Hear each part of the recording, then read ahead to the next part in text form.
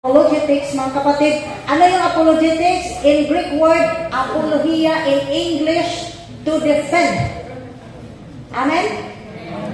Dipinsahan po natin at ipaglaban natin ang ating pananampalatayang Katoliko sapagkat kung hindi tayo marunong dumitig sa we are not worthy to be called Catholic if I can't defend my faith. Kaya, sabihin mo sa katabi mo, magsipag ka ng mag-aral.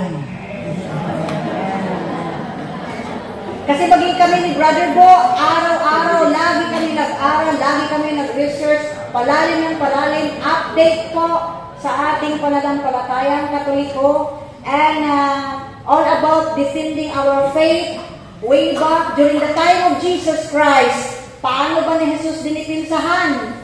Laban sa mga antagonist, and ang mga antagonist sa panahon ni Jesus ay walang iba ang mga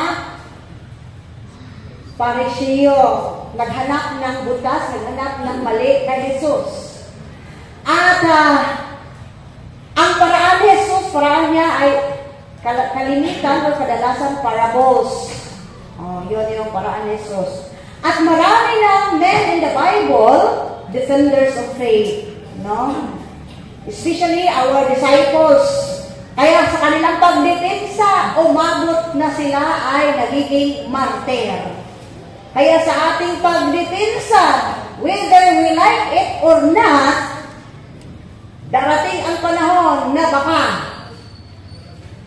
mamamatay tayo sa pagdepensa ng ating pananampalatayang Katoliko. Kaya sabihin mo sa katabi mo, handa ka na bang magpakamarte? Sabihin mo.